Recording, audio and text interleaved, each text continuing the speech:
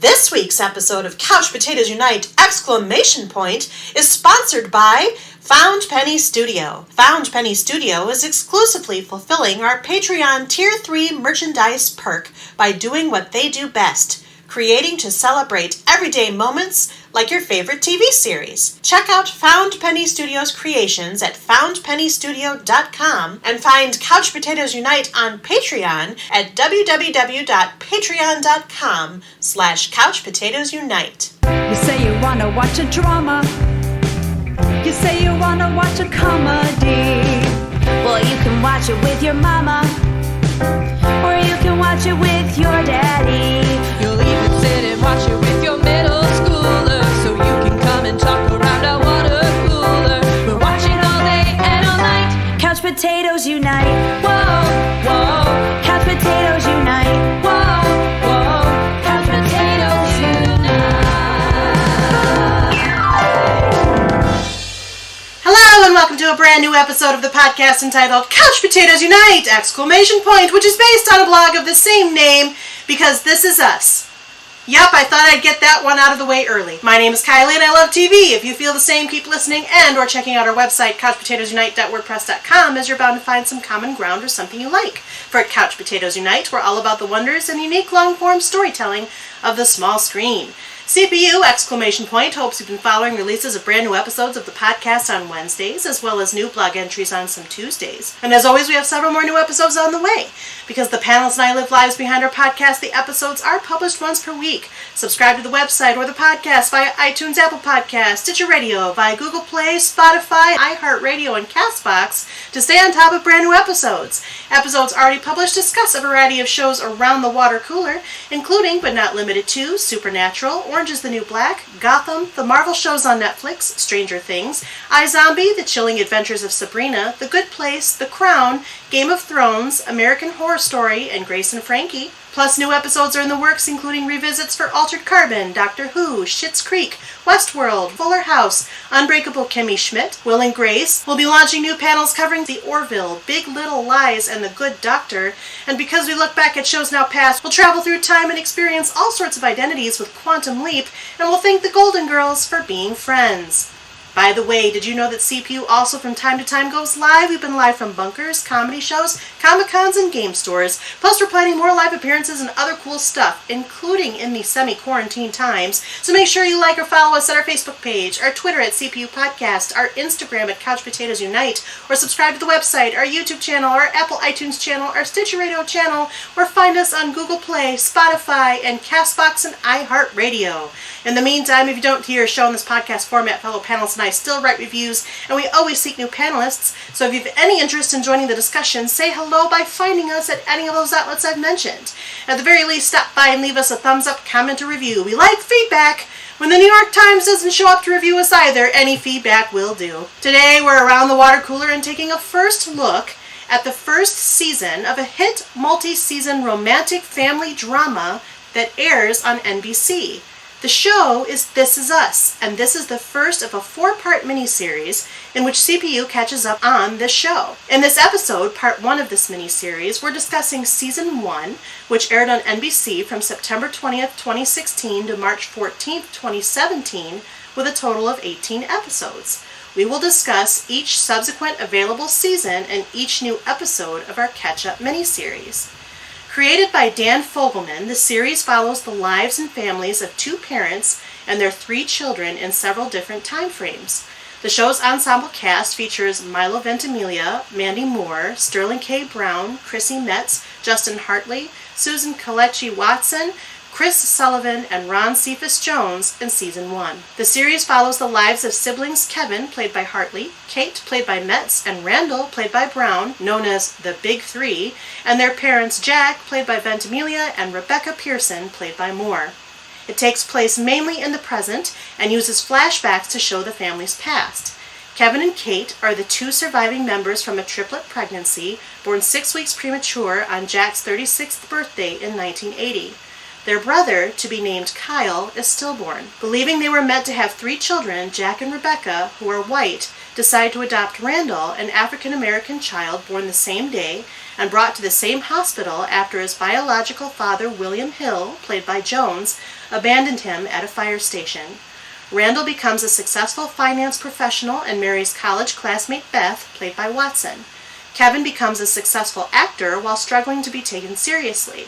After lacking direction much of her life, Kate meets Toby, played by Sullivan, in a weight loss support group, while in season 1 searching for a new career after having worked as Kevin's personal assistant for much of her adult life. Most episodes feature a storyline taking place in the present, contemporaneous to the time of airing, and a storyline taking place at a set time in the past, but some episodes are set in one time period or use multiple flashback time periods. Flashbacks often focus on Jack and Rebecca about 1980, both before and after their babies' births, or on the family when the big three are children or adolescents, and are played by two sets of younger actors. These scenes usually take place in Pittsburgh, where the big three and their parents are born and raised. As adults, Kate lives in Los Angeles, Randall and his family are in New Jersey in season 1, and Kevin relocates from Los Angeles to New York City in season 1. Various other time periods and locations have also served as settings, and some episodes have focused on the earlier experiences of other characters, including Randall's family members. The series has been nominated for Best Television Series Drama at the 74th Golden Globe Awards and Best Drama Series at the 7th Critics' Choice Awards, and has been chosen as a top television program by the American Film Institute. Sterling K. Brown has received an Emmy, a Golden Globe, a Critics' Choice Award, and an NAACP Image Award for his acting in the series. Mandy Moore and Chrissy Metz received Golden Globe nominations for Best Supporting Actress. In 2017, the series received 10 Emmy nominations, including Outstanding Drama Series, with Brown winning for Outstanding Lead Actor in a Drama Series. This Is Us was popularly requested for discussion and beloved by some of our resident couch potatoes. All of whom appear on this panel. In fact, around the water cooler today are 5 of our frequent panelists and 1 of our occasional panelists, as well as your very involved moderator, all of whom are ready to take on this intricate family drama with the kind of enthusiasm a cheer of Big 3 can infuse into the proceedings. As always, it should be noted that all of our panelists have watched all episodes of this series through season 1 and may discuss sensitive plot points. So for those of you who have not watched This Is Us and plan to do so at some point, listen at your own risk, as there may be major spoilers. At this time, I would like to introduce the panel, and I'm going to remind them how this works as I'm reminding you, gentle listener. What I'm going to have each panelist do is to introduce themselves by their first name, just their first name, not their whole life story. Your first name is just fine. And then tell us how you came to watch This Is Us. What made you start watching? How did you find out about it? What kept you watching? And then you get to rate your interest in the show. And I have to ask you, since we're going season by season, to think of how you would rate your interest in This Is Us upon the viewing of season 1 along the standard CPU character question, which changes with each show we do. Are you ready for this panel? Yes. Yes, we are. Yep. Okay. They sound ready, and so this is the standard CPU character question for This Is Us Season 1. Would you say you love this show? It's got the big 3 things you love about your TV dramas: heart, soul, and a heaping dose of family dysfunction. Still, you wouldn't have it any other way. You love all of the characters very much and hope that whatever might have happened in the past, their presents and futures are happy, like Jack Pearson. You care about this show deeply. It's messy and complicated, but you're willing to navigate perceived pitfalls in the premise because it is one of the most well-intentioned television dramas that you have watched in recent years. Plus, it occasionally features the singing of Mandy Moore, like Rebecca Pearson. Do you enjoy this show well enough when it actually stops to focus on Kevin? You feel that Kevin doesn't get enough airtime for whatever reason, be it his abs, his pecs, his romances, the memory he might evoke of his Green Arrow on Smallville. Anyway, how about more Kevin? And how about less Manny, like Kevin Pearson? Do you believe that this show is quite flawed in some aspects, but in others it excels? For example, you're surprised and gratified by the way it highlights race and privilege within the dynamic of one family, which is something new and fresh for the TV landscape, at least after some years. You're also particularly moved by Randall's quest to learn about his biological history, like Randall Pearson. There are parts of this series that you really love, such as the comic relief provided by the Toby character, and parts of this show that you really do not like, such as the choices and decisions made by Mother Rebecca. In fact, you wish this series would lose some of the dead weight, or maybe not focus upon this weight so much, like Kate Pearson. Do you think that the show is okay, though you wish it had more comedy and less drama, and you're not thrilled with how Kevin seems to take advantage of Kate, at least in season 1. There are parts that keep you coming back, like the sincere love between two people of a certain weight class, which often does not get depicted on television for anything other than for laughs, like Toby Damon. You're wary of the show and some of its problematic characters. Oh sure, some of them have heart, but some of them can almost be dangerous. And while that is true to life of people or humanity, it's also not something you'd choose to watch over the other TV offerings available, like Beth Pearson. Or, this show has its bright spots, you really had to warm up to it, but you can't help feeling that watching the whole thing wasn't as worth it as you thought. Though you appreciated some of the smaller storylines that have now ended, you don't think you'll keep watching into season 2. Or, you stopped watching because, spoiler, you died, like William, aka Shakespeare, Hill. Who would like to start? So I am Kristen T. Hi, Kristen T. Hi, Kylie. I am a panelist on a few other shows, including The Crown and Sherlock and Downton Abbey. And I first became interested in watching This Is Us during the 2016 Summer Olympics. We watched a lot of the Olympics like we always do, and there were commercials for This Is Us that really heavily focused on the story of Randall walking up to William's door and the scene where he first lays eyes on his biological father. And for whatever reason, that storyline really gripped me. And I'm probably the least TV watching of anyone on the panel, but I told Spencer, my husband, who's also on this panel, I said, I really feel like we need to watch this show. I want to find out what happens to these people. So that's how we began. Why did we keep watching? Well, the story in the first episode with Randall was as gripping as it appeared, and the other characters hooked us right away. For the standard character question, I am definitely Jack Pearson. I think about these characters when I'm not watching the show. I care about what happens to them. I hypothesize about what might happen to them. I will often wake up an almost sleeping Spencer with an idea about what might happen in the future.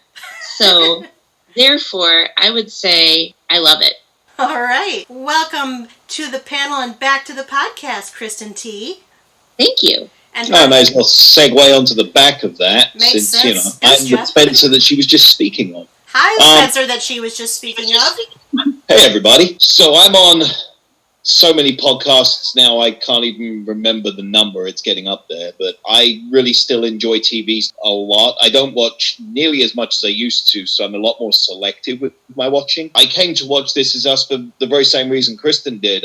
That first commercial they ran, I'm like, well, that's interesting, and it seems very deep. I became a little more disinterested the further along they went with the commercials as you started seeing other characters. I'm like, oh, this is going to be a hot mess. There's too many things. But that first episode was so gripping. The reveal at the end of it, I just thought the writing was about the best thing I've seen on American TV since moving here 27 years ago.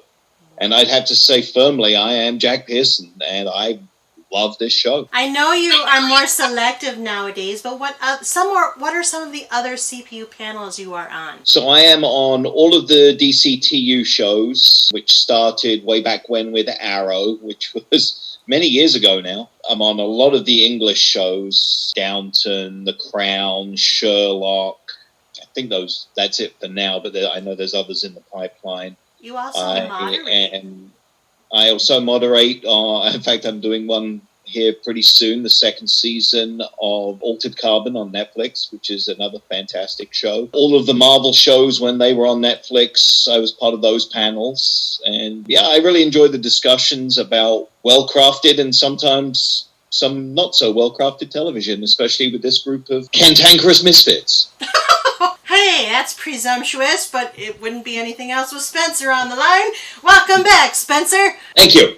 I'm Kristen L. Hi, Kristen L. What would you like first, the character or all the stuff I'm on? whatever you feel like telling us, Kristen L. Cool. Well, I think I still am CPU's most involved panelist. So True. You get the blue ribbon. I've been here since day one. I'm on more panels than I can remember or count. I moderate a couple. I'm on the DCTU and Marvel panel with Spencer. I do Downton Abbey, Unbreakable Kimmy Schmidt, Doctor Who, Orange is the New Black, Jane the Virgin, Once Upon a Time. Oh, goodness. There's so many. If you listen to the podcast, you have heard me in some way, shape, or form. So it's great to be on this one because this is one of my favorite shows that I love watching in real time, which is very rare. I usually watch things not in real time. This is one I will watch the day after on Hulu. Like Spencer and the other Kristen, my interest got piqued with this show right when they were releasing the little teasers at the start of the 2016 television season. And it just kind of drew me in how they were going to be,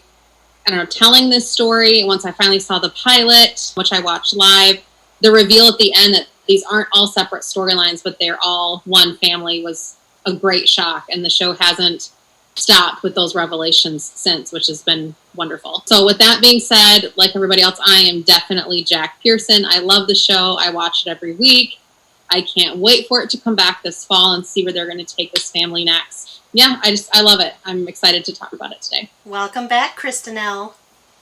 I am Emily. I've been on a lot of podcasts. I was trying to count, but I couldn't count. I was with Kristen on Jane the Virgin and Once Upon a Time, and I'm on American Horror Story and Riverdale and this one, and I did the Looking Back at Glee, and I think that's actually it. I've done a lot. I started watching this show.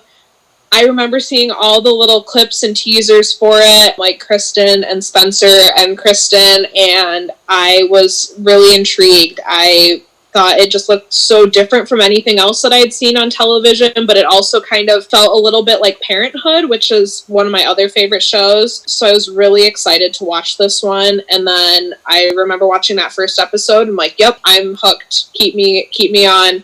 And I think it took me a little while to get through season 1. I wasn't watching it as it aired. I think I watched all of season 2 as it aired. I was on the road, so I was just watching it as any chance I got. So I love this show. I love how different it is from anything else on TV. I think the characters are really well-rounded, and the writing, like Spencer mentioned, is just really fantastic. And I tend to gravitate more towards the drama TV shows anyway, so I love it. I am definitely a Jack, like everybody else. So, yeah. All right. Welcome back, Emily. I'll go. Okay. This is Eddie. Hi, Eddie. I think there might be a couple other. I'm an OG. I've been on Once Upon a Time, American Horror Story, How to Get Away with Murder, which I jumped shark. Yeah, you definitely heard my lovely flamboyant voice on this podcast. So this show, just like the other panelists so far, I watched the commercials and I was intrigued. I was actually mad when they came out with this show, though, because I was a big Mike and Molly fan. And I felt like these characters made Mike and Molly go away. So I started watching the show going, they're going to ruin this. There's no way that they could do Mike and Molly justice. And I actually fell in love with the storyline. And just like everybody else, I'm definitely a Jack. I as well do not watch a lot of shows as they air, but I have this show I've watched as it's aired. And it's probably the first show in a very long time that I want more, especially in this time of day now that we have platforms like Netflix where you can just binge watch. This show makes you want to binge watch while it's in the current season. All right. Welcome back, Eddie. And I guess this is me bringing up the rear. So to speak. I'm Jared. Hi, Jared. I am happy to bring up the rear. I'm happy to be here. I'm Jared, and I have been on one other podcast with this amazing podcast, Fuller House, which was very enjoyable. I am with all of you guys. Most definitely Jack Pearson. I have resonated for years with family dramas. I mean, I like lots and lots of stuff, but there's something special about family dramas because I'm a guy that loves stories. I'm a guy that loves seeing different stories and the reality, how similar they are to my life and others' lives. And it just, I loved Parenthood, as you said, Emily. I love Brothers and Sisters. There's one recently that got canceled that I wish didn't get canceled. What's that one? The Council of Dads. I liked that one as well. This Is Us is just, I started from the beginning. I was glued. Just so many different things about the storyline that resonated with me. I just emotionally connect with some of these people. I couldn't keep my eyes off it. I still can't. Yeah, so I was really excited about the possibility of joining your tremendous panel here. How did you find out about the show, Jared? Good question, man. I was watching this from the beginning. It started with seeing, some of the first advertisements for it. Usually if I see an advertisement, I'm like, this looks great, I'm going to try to watch it. And you can't watch the first episode, in my opinion, and not keep going. I just saw it in an ad. Okay. Put it that simple. All right. Well, welcome back, Jared. Thank you very much. And of course, my name is Kylie. I mentioned that in the intro, and I'm both participating and moderating today, as is frequently the case. If you know me, or you follow the website, or you follow the podcast, or you know about my ever-long unfortunate addiction to TV, you know that I figure out or learn what's coming out in the coming months or TV season, however we measure that nowadays, and do review that for both the website and my own personal interest. And I found out that This Is Us was coming out, and it is one of the shows that I saw potential for the podcast picking up. The proof is in the pudding, as you see here with our panel. I saw a teaser preview. I don't have regular commercials. We were just talking about this offline because I pretty much am always behind as I stream and prepare for podcast panels. But I knew This Is Us was coming out and thought that I would enjoy it. I was a little hesitant because I'm not normally one for straightforward family drama, but there was enough going for this one. Milo Ventimiglia is a favorite of mine. He was in Heroes and Gilmore Girls, and he's just dreamy. And Justin Hartley, I've already mentioned, is also very dreamy and was on Smallville. He's a favorite of mine. And Mandy Moore, she sings things. I mean, she's all right. So there were some people in here that I was interested in, and the preview itself, the teaser trailer, was very intriguing. Although at the time that they were teasing the show, it was less about sort of the reveals and the twist as much as it was the gimmick that everybody had the same birthday. So that's why I was hesitant at first, because I was like, well, what does this really mean in the end? And then I found out that the birthday was just incidental. It was really much more about the mirroring time periods and how the family is interconnected and the overlapping and interweaving storylines. So I started to watch it for the podcast. I have greatly enjoyed my season 1 journey so far. As is often the case, I am behind everybody else, so I have only watched season 1, so nobody better spoil it. But so far, I would say that I am a Jack. I greatly enjoy this show. It is very well written. It is very well performed. It's highly gripping the way they have laid it out. I'm particularly invested in Randall's storyline. Of everybody and all the characters, Randall is the most compelling, and his family story is the most compelling, and the way he relates to the other characters, to me, is the most compelling. The guy is a phenomenal actor. I'm sure we'll talk about that. But the more that I watch, the more that I want to watch, and what can you say? That's pretty much what you want in a TV show. So with all this effusive praise, let's get down to it. Now, because we're taking a first look, what I'm going to have you do next is rate the show along the CPU star scale, or the star business, as panelist Hillary likes to call it every now and again. This is how it works. You rate it from 5 stars to 1 star, 5 stars being great, 1 star being not so great. I'm going to give you those descriptions. You can rate half stars, but somebody might get cute and do a fraction, and that won't be nice. Remember, I average these out, Spencer. Okay, so how would you rate This Is Us overall? Now, you can rate this from whatever standpoint you're currently thinking, whether it's where you are in your watch, where you were in season 1 as you just started the show, whatever framework makes sense. But would you rate it 5 stars? Holy smokes, you have to watch everything. This is the greatest show you've seen in 27 years since you came to the United States. 5 stars. Is it 4 stars? It certainly seems intriguing. You're going to keep watching, but you see possible pitfalls in the premise. Is it 3 stars? You've watched it so far. You're going to give it one more try. There are things you like, things you don't, but you're going to see which things are allowed to flourish. Is it 2 stars? Maybe you only watched part of it or just the one season. Chances are you're mainly bored, but there's some intrigue or fascination that can hold it together, no matter how unlikely, even though you're not quite convinced yet to keep watching. Or, and I don't think they're going to answer this, but I leave it for your optional consideration, is it 1 star? Pass on this one, guys. It's a snoozer. It's not funny. It's not interesting. It's melodramatic. It's family dysfunction. It's who cares? Not my cup of tea. There are too many options on TV to waste time on This Is Us. 1 star. Who would like to start? So I know that I usually do fractions. It is extremely rare that I give a round number. And today will be that same case. I'm giving this a 5.5. You can't. That's not on the scale. It's that good. Okay. It gets extra credit. You get 5 stars and I'll note your extra It gets credit. an A+, which is a 5.5. It's like a GPA where you did all that extra credit and you got more than a 4. It just is. That's not eligible at this college, so I'll say 5 stars plus Spencer's extra credit. It's a 5. It just is that good. As I said in the beginning there, I don't think I've seen anything in a very, very long time that is this well crafted and written, where you discuss it heavily afterwards and look forward to the next week. I mean, we even put it on our Google Calendar when it's coming back as, the next season, so that we don't miss the first one of the new season, which that never happens with us usually. So, yeah, this show's a 5-star for me. Also a 5-star for me, absolutely. I feel like, as I said before in my intro, I feel like I spend a lot of time thinking about the characters outside the show, which for me, with a book or a movie or anything, is a sign that I am really enjoying it. Between the writing and the ensemble cast, I just feel like you really can't get better. And even with all the hype and the attention that this show is getting, I feel that it stands up to it in ways that maybe few other things do. So absolutely, the highest I can give it, 5 out of 5.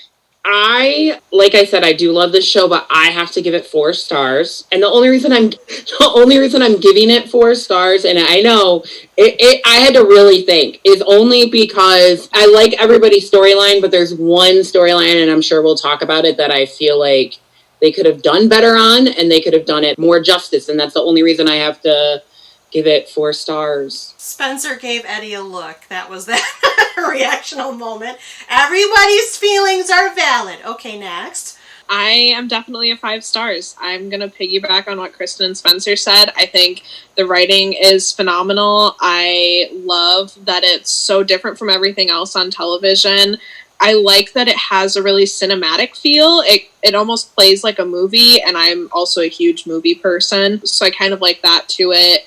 It's very gripping and intriguing. It keeps you wanting more. The plot lines just kind of go all over the place, but in a really organized way, and it doesn't feel like it's a mess, kind of like what I thought it was going to be. I think you mentioned that, Kylie, was that in the trailers it felt like it was kind of going to be a mess, but I think they've just done it so well. And there's a relatable character to everybody. That's just a very relatable show. It's a very heartwarming show. So yeah, I'm definitely 5 stars. I'm also 5 stars. I love it. I think especially with season 1, they've done such a fabulous job of setting up this, the world that this family lives in for us. So we know, where people are in the timeline, how it's connected, and, throughout. The reveals are great. The relationships are written and they feel so real when you're watching it. The writing is awesome. The casting is incredible. And I was really nervous about that going in, especially on Mandy Moore in particular, just because I'd only seen her in A Walk to Remember as her one big acting thing. And it was kind of cheesy, but she was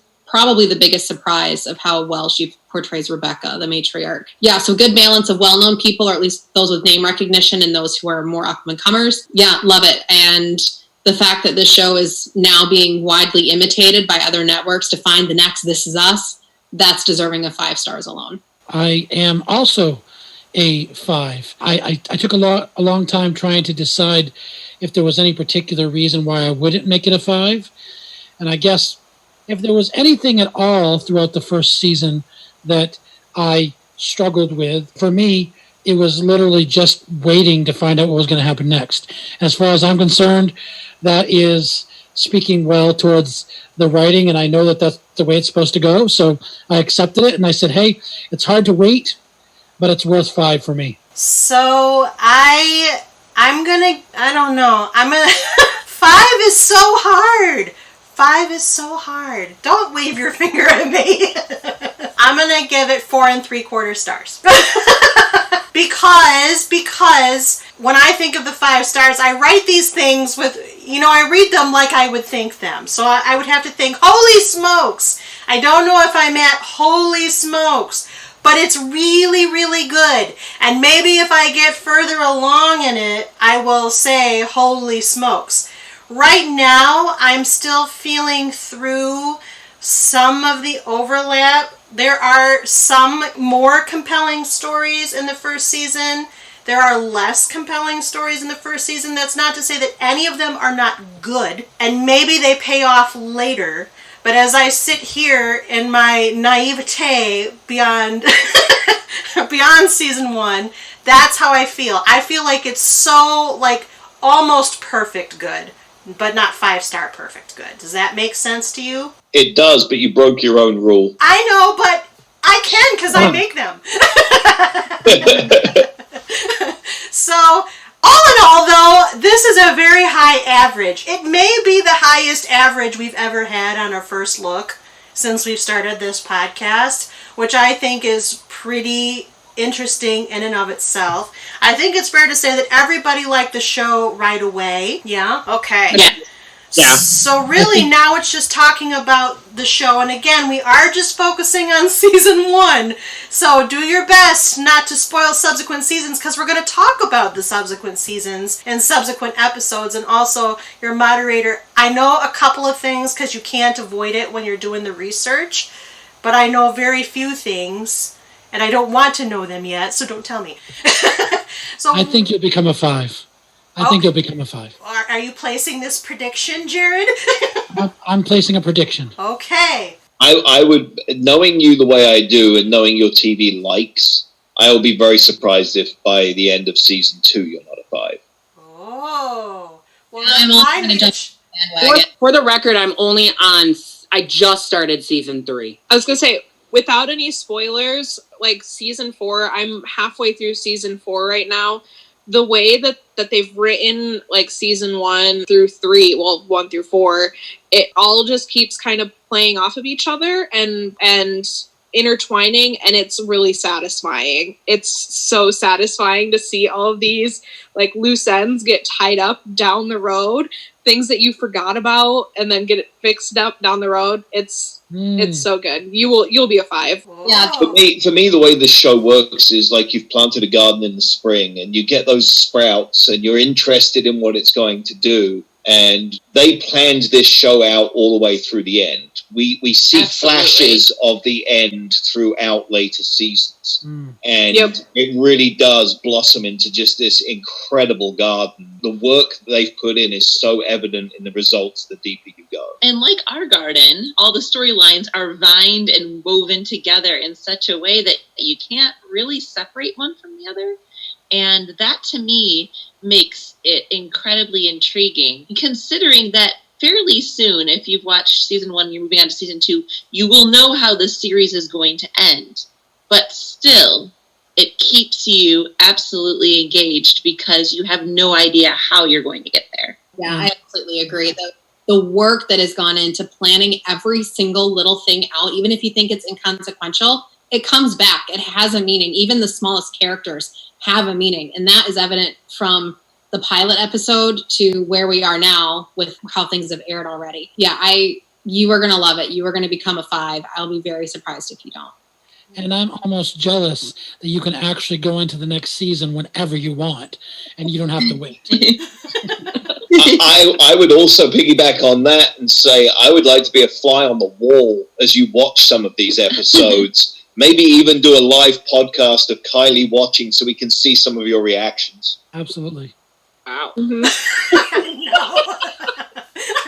I'll consider that.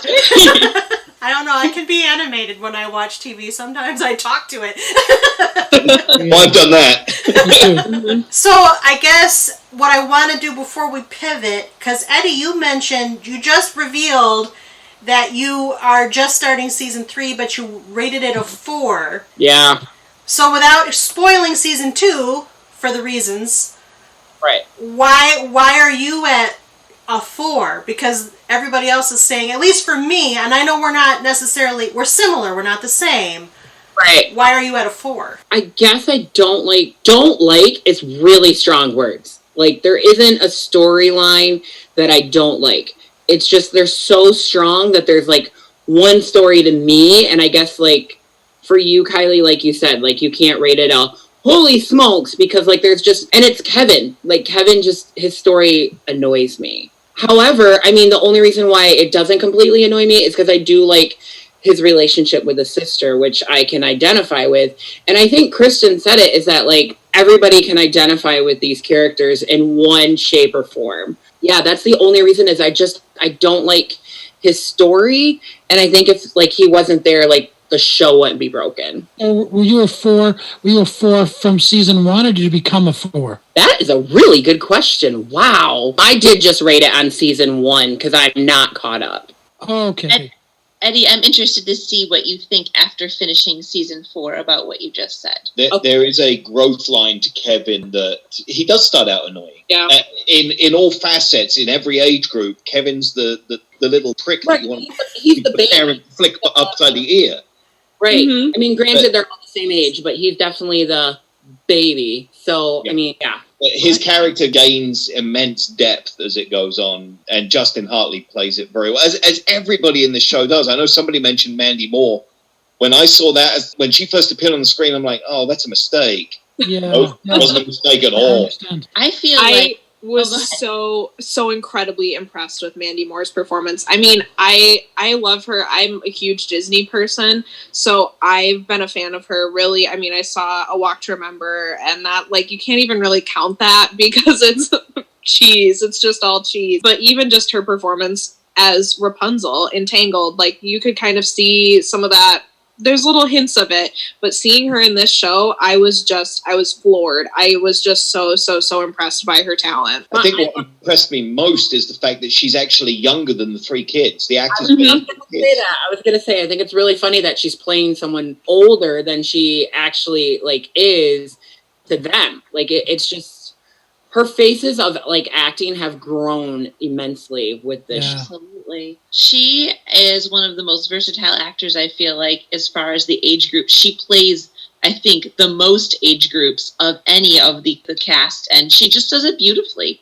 I don't ever not believe her, whatever age she's playing. So that's really something. I feel like I learn a lot from her as an actor. Mandy Moore is, like, her character. She's actually one of my favorite characters. And my favorite thing that I love about her is that no matter what age we see her, she always genuinely still has that heart. That she always genuinely still loves her kids, and she loves the fact that she's a mother, no matter if she's young. And even before she got the kid, she loved the fact that she was about to give this man that she loves children. I just have physicalities in every age. There is so much to being able to play an older person. A lot of people try and play an older person more as a caricature of, you know, what you imagine it. She has the speed of her motion, and everything is just beautiful the way she's doing this. I also I'm a costume designer, so I need to give a huge shout out to the costume design team and the makeup design team, because they did such an incredible job. And I know, being a costume designer, how actors react to those costumes and how that really helps build a character for them. And you can see how that has helped her too. And just that the makeup team for her, the first time she walked out there as an old woman, I had to, like, do a double take. I'm like, is this actually Mandy Moore? I was shocked. But yeah, she, like Spencer was saying, she has those nuances. She still is Rebecca, but she is Rebecca as an older person. Whereas, like you were saying, so many people tend to make that like a caricature and make it a gimmick. And she had none of that at all. It was just such a beautiful thing to watch. And she's such a joy to watch. Absolutely. I have to say I was skeptical about Mandy Moore as well. I mean, she's not my favorite of the early aughties Pop-Tarts, if you will, and I know she does some of the voice acting and she does the Tangle. I never saw Walk to Remember. I avoided it but she ends up being one of the most impressive parts of the show, honestly. I mean, all of the acting is very, very good. And there's definitely very strong players and maybe not as strong players, but she's in the very strong camp. It's just mind-blowing, really, how she's matured as an artist and how she's stretched in this show in ways that I never expected to see when I sat down to watch it. So, Mandy Moore, if you're listening, A, tweet at us, CPU Podcast, and B, it's just amazing, and I really appreciate the fact that we get to see her mature and perform so excellently in this role. I'd say her and Sterling K. Brown are the two outstanding performances. I would agree.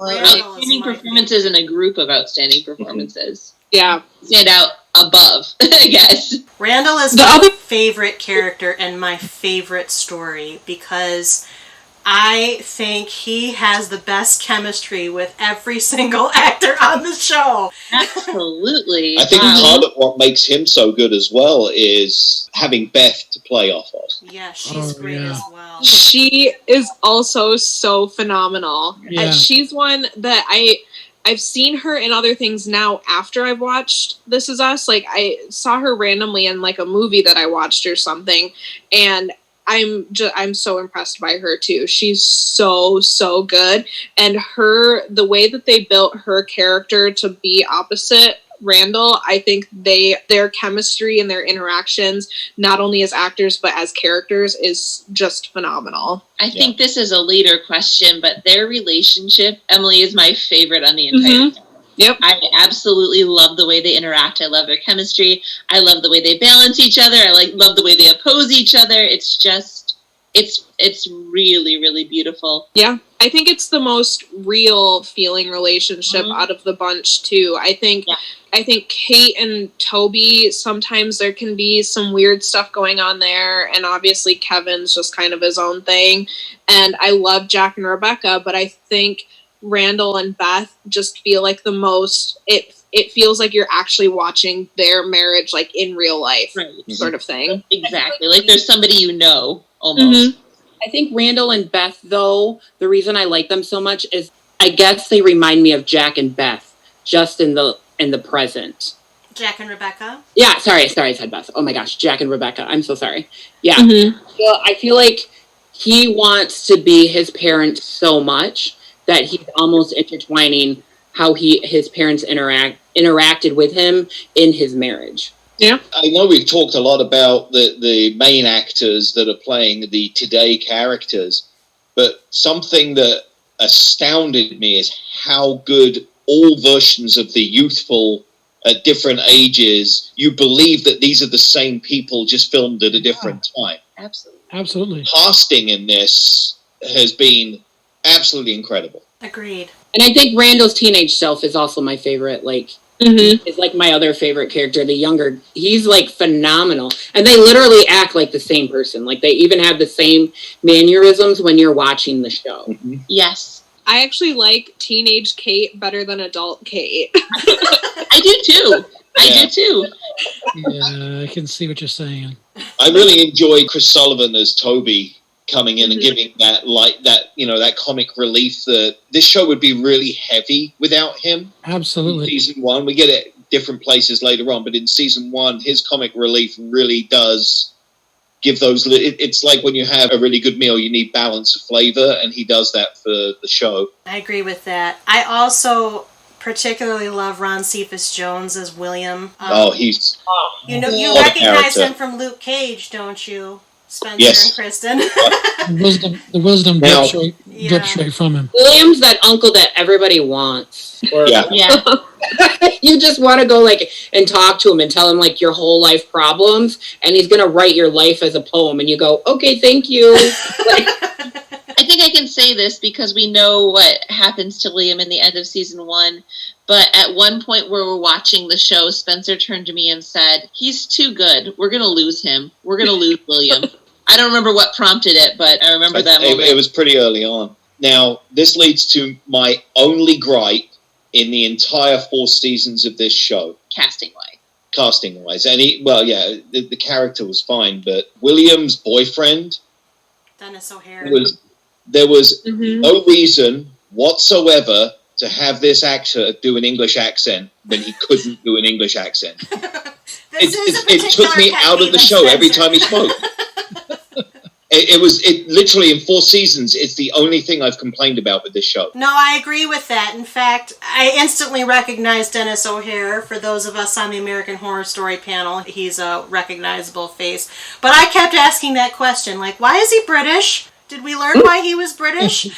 No, there was no reason for him to have the accent. And if you do want him to have an English accent, find an English actor. There's 1 or 2 of us about in the States. Or at least an American one who can, pop off a good English accent. Right. His was bad. Yeah, and you're right, Kylie. There was never any reasoning given, no backstory to why that character was written as English. No. And Kylie, it's not the first time we've had this discussion on one of our panels. Katie Sackhoff in the DC universe with her Amulet character. Why are you doing an English accent when you can't do one? Is it nobody's willing to tell these actors no? No, I feel bad. My mother-in-law's from the UK, and I didn't even really notice. I mean, it's all right, Jared. Yeah, it wasn't great. And he wasn't on for a significant amount of time for it to feel like a valid character choice. He really just served to have, he basically served to be the reveal that William was bisexual. So it didn't matter that he had the English accent. And that also he was in Narcotics Anonymous with him. So I just don't understand. I also thought it was kind of weird that they chose Dennis O'Hare out of everybody, because it almost felt like they were setting him up to be a bigger character and for that plot line to be a bit heavier, because Dennis O'Hare is really recognizable. So I was kind of surprised that they chose him, and then it ended up not being a huge thing. I agree. And now I do wonder whether we'll see more of him later on. Or maybe they noticed some pushback online about the accent choice and went, well, we can probably get rid of that arc that we had going there. Well, I hope they service it somewhere down the line, but maybe he'll forget the accent. I don't know. I feel like they needed to flush that piece out a little bit more. It didn't really land with me. Maybe that detracted from my holy smokes for a minute, just because I felt Randall's need to connect with him after William passes away, because that's a natural part of grief, and he was part of William's life. But up until that point, I didn't really have any connection to him, and it just felt superfluous when there was so much else going on. Just my opinion. Wow, we've really talked around in a circle. So I'm going to bring you back to sort of the 10,000-foot view. You've talked a lot about what you like in the characters. You can continue down the things that you like, or is there anything other than Dennis O'Hare's British accent that you didn't like? I didn't like the whole TV show with Kevin and the Manny, and I thought it was too cheesy. I thought it was their take, even though Spence talked about this, about Toby. I think it was their take on, we need some comedy relief. And I don't think it was done very well. I think we could have done without the man. Well, I kind of think the reason maybe that show was in there the way it was to set Kevin up for what he does really want to do. And I guess I feel that drive happens a lot of time for people in the arts. They're doing what they do, but they're doing it not in the setting or maybe to the depth, the complexity that they really want. And it kind of foils with his acting on Broadway, the play that he does later on in the season, pretty well. I mean, it almost couldn't be more different. And then with him doing the play and Ron Howard seeing the play and being very impressed that he's actually a real actor rather than the Manny character that everyone knew, it gives him that first step on his character development that you'll see, that he's actually now being considered a serious actor. I think that was intentional, and as far as it... Does that happen in this season, or is that next season? The Ron Howard thing is in this season. Okay. The movie's in this season. He gets cast. The movie happens later on, but he gets cast by Ron Howard after Ron Howard sees the play towards, I think it's 16 or 17 of the 18 episodes. And I think that, yes, there is some comic relief to the whole Manny thing, but it was more about his internal turmoil and that he wants to be taken seriously as an actor. He's starting to find himself as a human being, and he becomes very disappointed and disenfranchised in a way in where he finds himself, and that's why he has that blow up and kind of quits the show in front of a live audience. I guess I really want to say, like, it's really hard to find things that aren't good about this show. It makes sense that the Manny is there, but like if I really had to pick something, I guess I could have done without that. But like everything you just said is like makes 100%, like it makes sense. Like it's all just so connected, and it's really hard trying to find something in this show that shouldn't be there. Mm-hmm. You're right. Brilliant. And all of us can say stuff that like shouldn't be in the show, and just like you guys did, somebody will be able to be like, but this is why it's there. And then just like I did, I went, oh yeah, you're totally right. That's why it's there. I kept waiting through these 18 episodes for there to be one where I went, there it is. They've screwed it up already. And even now 4 seasons in, I still have only had that feeling once, but it became corrected very quickly. So it was intentional. I've actually really enjoyed watching back again, having watched all of them so far, right up to the end so far. I enjoyed watching it again because I tried to take note of things that really didn't resonate with me or I didn't really remember from when I watched it, because I watched it from the beginning. I didn't start back until now. So the Manny thing wasn't really all that special to me, like at all.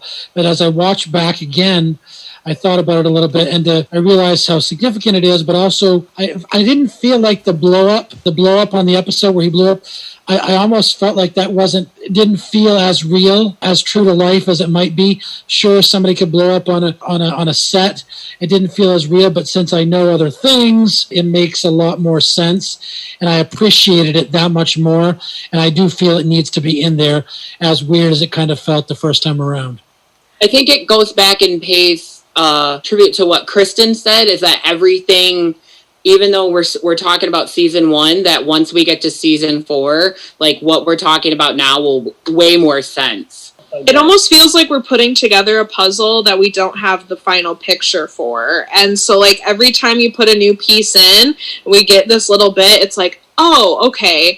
And then like you get some of these pieces from the earlier seasons, and then you see later how they fit into the big picture. And I think it goes back to Kristen saying that you can tell that they planned this whole thing out, and they have it, they know what they're doing, they know where the end is, and now they're just on this journey. I have two reactional thoughts.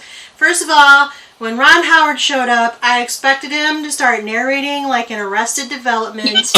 I'm glad he didn't. That would have blown it.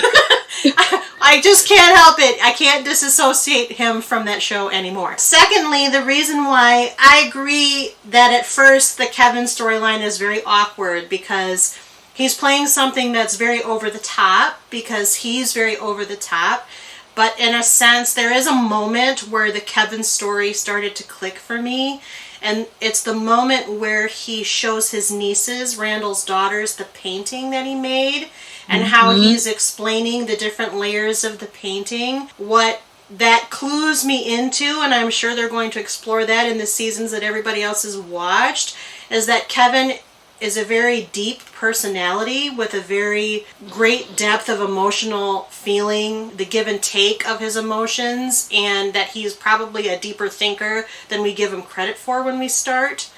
And that's why that, feeds in onto his whole journey in the acting biz and everything else. He wants something more because he's capable of it, because he's able to identify with the characters more than he gives them credit for. Even William has a conversation with him somewhere in the season where he says, do you realize how much you undercut yourself, or how much you doubt yourself? If you didn't do that, you'd be fine. He gives him an injection of confidence that really actually helps him. Yeah. Kevin kind of goes through this whole first season with, not to make light of current situations, but goes through the first season wearing a mask. Yeah.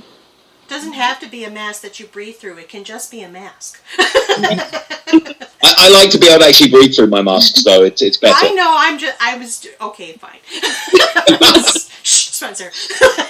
So is there anything else of note that you really like or that you didn't like that we have? I wanted to talk a little bit about Kate and her. Yep, that was what I was going to mention, was Kate as a character. Even still through season 4, she's kind of low on my list of favorite characters. Not that Chrissy Metz is doing a bad job acting her that character. She's an incredible actress as well. But I think that character to me comes across as very whiny and almost entitled and self-centered.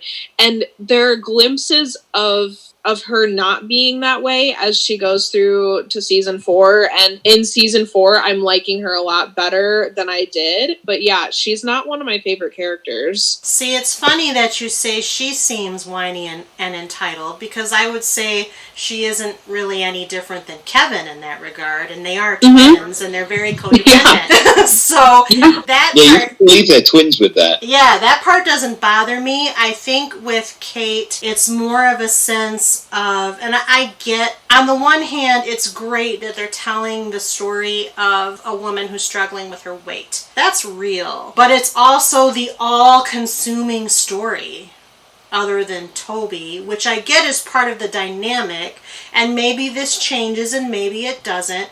This is probably the reason why I rated it down 1/4 star. I'm hoping that she finds more dimension later on, but right now it feels, after season 1, it feels a little one note. And Emily, I think it was you who mentioned earlier that you like the teenage version of Kate a little bit more, and Kristen T, I think you agreed with her. I would agree with that as well. I mean, I think the young actress who's playing her is doing a very good job. Chrissy Metz is doing a very good job. I think it's a more sympathetic vantage point when she's younger than it is when she's older. Yeah. And you get why she's sort of so focused on it. Of course, I think anybody would be, but it also can be a little tedious in terms of storytelling on television. The teenage Kate, I feel like, has hope. Like, I feel like that character, whatever she's going through, you see that hope in her eyes, and you see the interplay as she tries to figure out where she's going, why these things are happening to her, and then you know what Kate is going to grow up into because you've seen it in the show, the way the show works.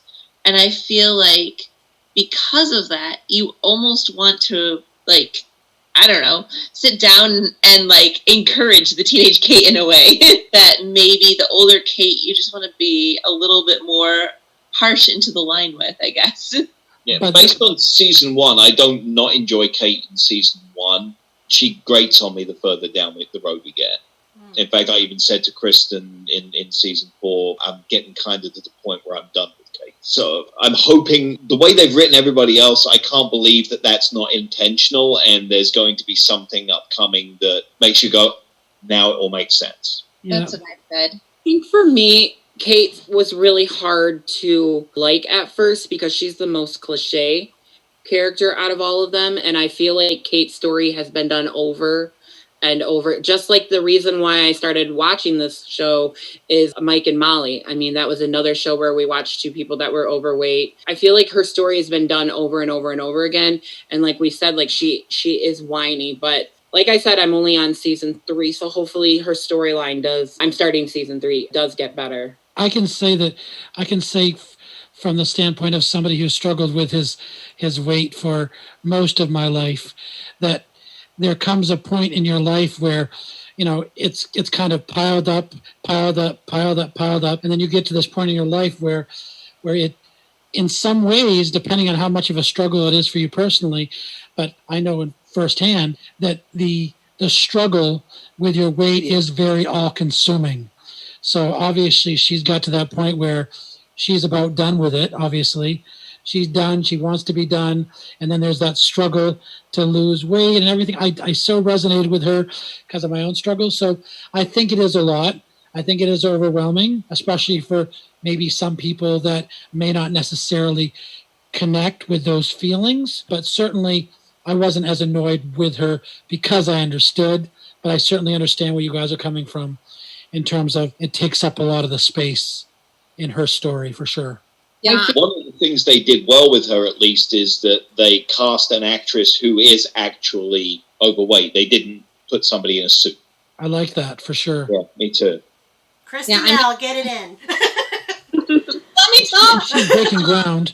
I think she breaks ground in a really good way. I'm going to piggyback on what Jared is saying as a female who struggled with her weight for the past 10 years, different reasons than Kate, but the journey is still the same. Her story is the one that has been resonating with me the most overall, not just with her weight, which again, with your, it can be all consuming, and people can get a little tired of it being all consuming for you. Like if you're talking about it or worried about it, people can get really tired of hearing about it all the time. But for you, it's your life. It's your whole world. So her journey is really, that's what I'm really connecting to personally. And, being, in your mid 30s, hoping that you're still going to find love and get married and maybe even start a family one day, even down to her relationship with Rebecca, with her mom, not just as adult Kate, but Kate throughout her life, where her mom is noticing like, okay, she's getting a little heavy. Let's try to, how can I gently guide her? That's all stuff that I've experienced too with my relationship with my mom, who I love very, very much. I love her to death. She's wonderful. But it's... Thanks for listening, Mom. Yes, thanks, Robin. Hello if you're out there. It's very real to me. Kate is very real to me. And yeah, I can understand how the journey gets tedious, especially as it continues to go on. But good for you guys that it is strongly with you. I wish I was in your... For me, it's not the journey with the weight that is tedious to me at all for her. Like, that's not the part of it that, if anything gets tedious to me, I feel like she's undercutting herself. And that almost makes me want to go back to, like I said, to teenage Kate and talk to her and encourage her and give her a hug. Mm-hmm. And that's really where it is. I feel like so many times she makes choices, kind of like Kevin in season 1, another parallel, selling herself short for what she is. And I always want more for her. Like, I want to make it better. Yeah, which is, and sometimes, when you're in a position like Kate, sometimes you don't feel like you deserve exactly right. You choose the path of least resistance, or you choose the wrong choice, which Kate does again, time and time again, where she does sell herself short. But that's her reality, and it's sad. And yeah, I agree with you. I love teenage Kate. She's feisty and she's just wonderful. And I love seeing more of her later on. But I just want to clarify that it's not just the weight thing that gets tedious for me. I mean, I want to put that out there. I'm no spring chicken in the weight department either.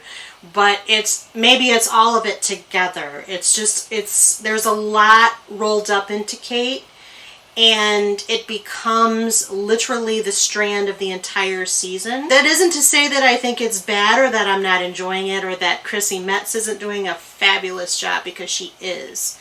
And there is part of me that relates to her. I actually relate to the younger version of her more than I do the adult version. If I was going to relate, this will be a fun question. Let's all answer this question. I think the characters that I relate to the most, I pull a piece of Randall, sort of the overachiever, outsider kind of character. I pull a piece of Jack, wanting it all to go so right, and then yet it doesn't. It goes kind of off the rails even when we least expect it to, but we still try to keep positive a little bit. I think those two particularly. And then a little bit Toby, because I'm more likely to wisecrack my way through a situation than I am to, I guess, do what Kate does. And maybe that's what I feel a little bit more. I feel more of Toby's side of the weight struggle than I do Kate's side. I want to say real quick before I answer your question, I think what my issue with Kate as a character is that we've seen such a clear arc for everybody else already. We already kind of have a general idea of where some of these characters are going to go. And if we haven't seen it in season 1, we see it in season 2 and 3 and 4. As of season 4, we haven't quite seen that clear path for Kate yet. I don't know where her character is going to go.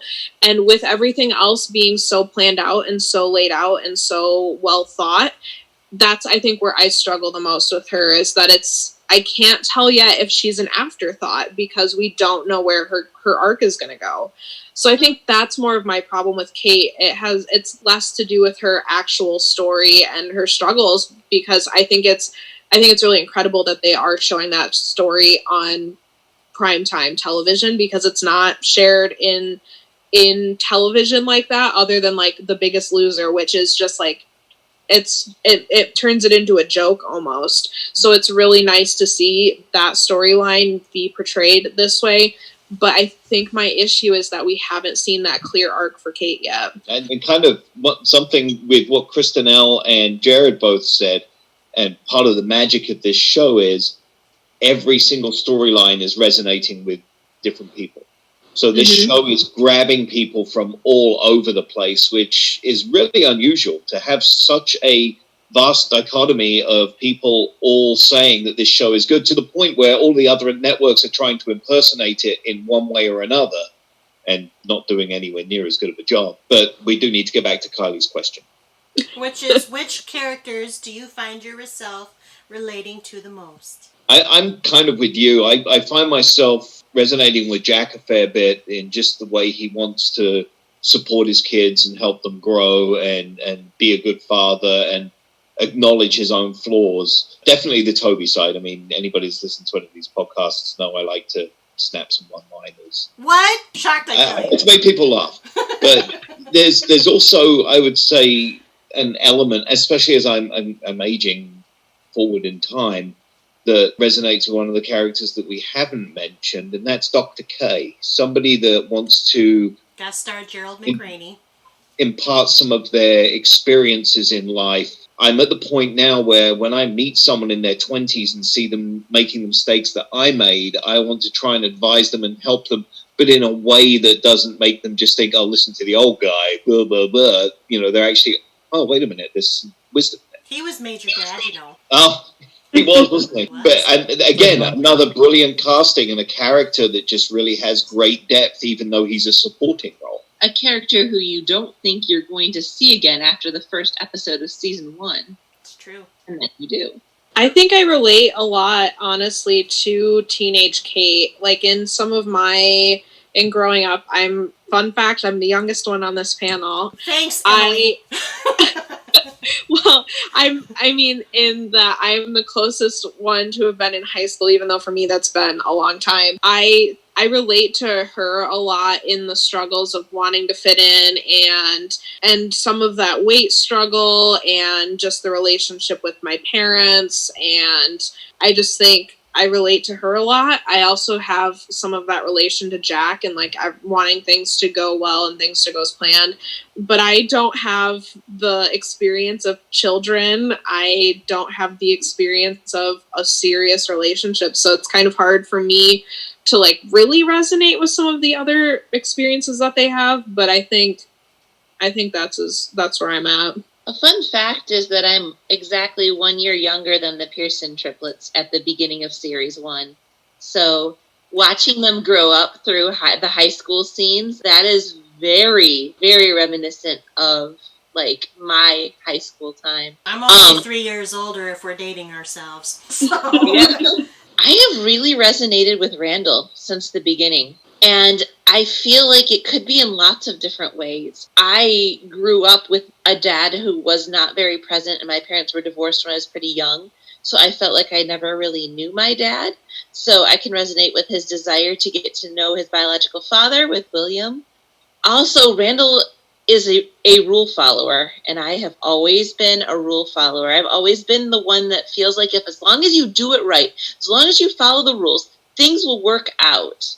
And then I see Randall's crushing disappointment when it doesn't always work that way. And I can resonate with that as well. So I feel like there are bits of other characters that I relate very, very much to. I feel like Beth is who I want to be. And I feel like I also do with Jack want everything to just go well and be smoothly and be beautiful and do grand gestures. But Randall kind of overwhelms that for me.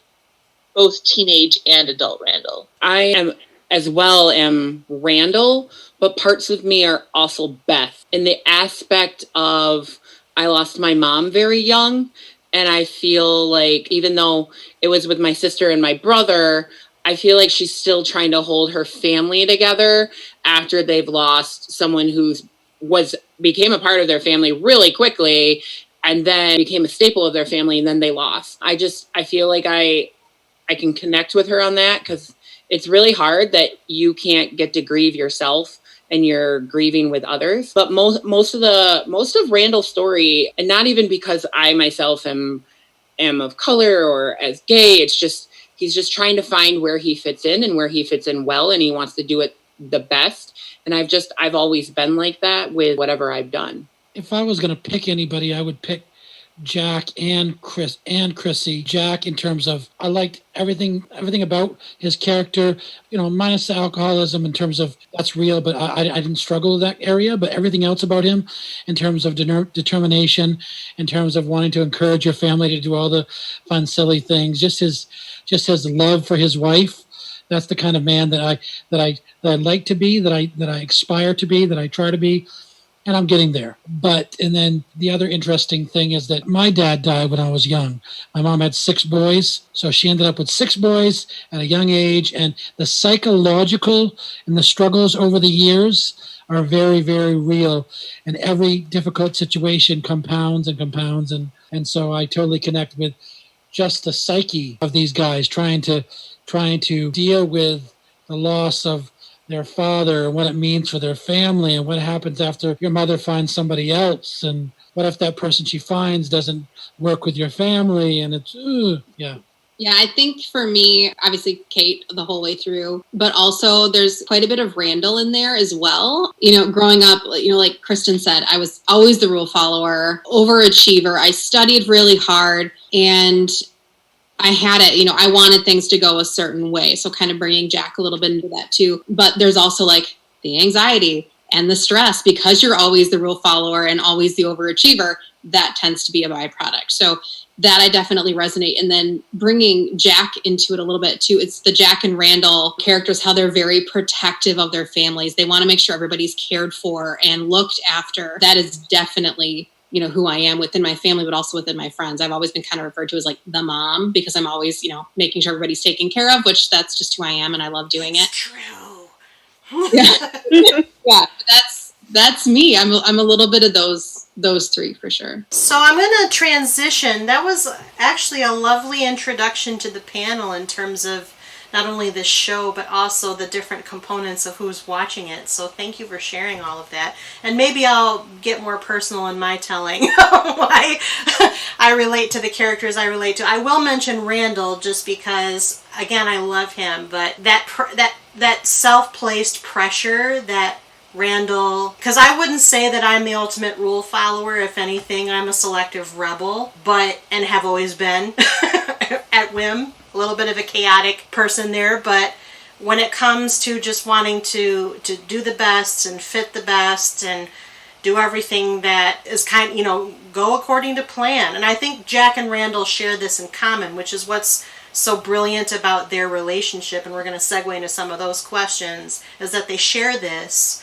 They want so much to have, for the best for the people that they love and for themselves, that when it doesn't go right, they go into some very destructive behaviors. Jack, it's drinking. Randall, it's panic attacks and sort of that psych out moment where he has complete nervous breakdowns. And I don't have complete nervous breakdowns, but I've had panic attacks in the past. It catches up to you. So that related very strongly to me, and then I'll just keep going as I feel it's natural. But I wanted to ask the question. So this is a very rare thing. Dan Fogelman is the creator and executive producer and head writer, so he's like all over the thing, okay? He actually made a verbal commitment to diversity, such that, now there's a Hollywood standard that 5% of your production staff should be persons of color and or representational to your cast. Their production staff is 30% compared to their cast, which is not 30%, okay? It's maybe 20, 25%, and that's certainly above the industry standard. How do you feel about this conscious choice, and do you think that making and living this choice has added to the realness and complexity of the storylines? And then explain what you think. Ooh, I didn't think I was going to get philosophical, did ya? I didn't know about that until I read the talking points. As I've already said, I think this is probably one of the best written shows out there in a very, very long time. So if that's the reason if that's part of the reason, then fantastic. More, please. I think it's great. I didn't know that fact until I read the talking points either. Given everything going on with the Black Lives Matter movement, I think it's really important that they do have people of color on their shows telling the stories of people of color, because that's such a big problem in theater right now that I was just having a conversation about. There aren't Black stories out there, and the ones that are out there are being told by white people. So I think it's really cool knowing that this story is as authentic as it can be, or at least closer to as authentic as it can be, knowing that the representation is there. I agree with what everybody said, that